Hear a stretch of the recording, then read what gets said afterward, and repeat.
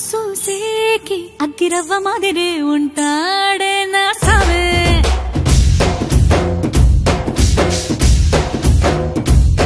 మెత్తాని పత్తి పువ్వుల మరి సంటో